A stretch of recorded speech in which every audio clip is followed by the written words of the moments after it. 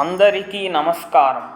ఇప్పుడు మనం శ్రీరామదూతం శిరసా నమామి అనే పుస్తకము చివరి పుటల్లో ఉన్నటువంటి విశేషాలను శ్రవణం చేయబోతున్నాము.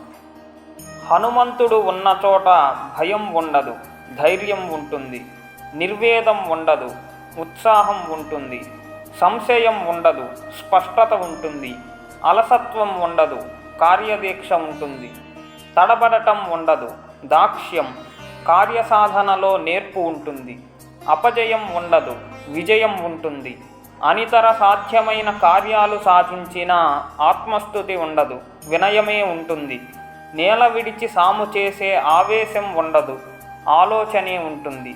పాజిటివ్ థింకింగ్ని ఎలా అలవాటు చేసుకోవాలో హనుమంతుడి పాత్ర ద్వారా చూపించారు. క్లిష్ట పరిస్థితుల్లో మెడిటేషన్ ద్వారా మనస్సుని నియంత్రించుకోవడం నేర్పారు.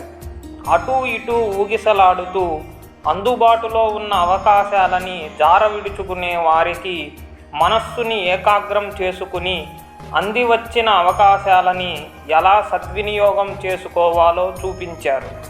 నిత్యం దైన్యంతో ఉండేవాడి బుద్ధి వాడి వశంలో ఉండదు.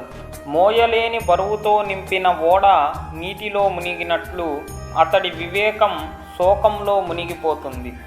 ఒక లక్ష్యం ఏర్పరచుకుని ముందుకు పోతుంటే మనం ఊహించని ఎన్నో ప్రలోభాలు, టెంప్టేషన్లు, మరెన్నో విఘ్నాలు, హర్డిల్స్, ఒక్కోసారి ప్రమాదాలు, పిట్ఫాల్స్ ఎదురవుతాయి. వాటన్నిటినీ జాగ్రత్తగా అధిగమించాలి. హనుమ కార్యసాధకుడికి 4 లక్షణాలు ఉండాలి. అవి ధృతి, ధైర్యం, ఆత్మవిశ్వాసం; దృష్టి, మంచి ఆలోచనా శక్తి; మతి, తెలివి, సమయస్ఫూర్తి; దాక్ష్యం, పని చెయ్యడంలో నేర్పు. ఈ 4 లక్షణాలు నువ్వు చక్కగా చూపించావు. ఇవి నీలో ఉన్నట్లుగా ఎవరిలో ఉంటాయో అతడు కూడా నీలాగే తలపెట్టిన ప్రతి పనిని సాధించి తీర్తాడు. ఇవన్నీ ఈ పుస్తకంలో ఉన్న వాక్యాలు.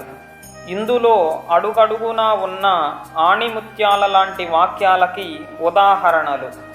వ్యక్తిత్వ వికాసానికి రామాయణంలో హనుమంతుడి పాత్ర అధ్యయనం చెయ్యడం కంటే మేలైన ఉపాయమేముంది? ధన్యవాదములు.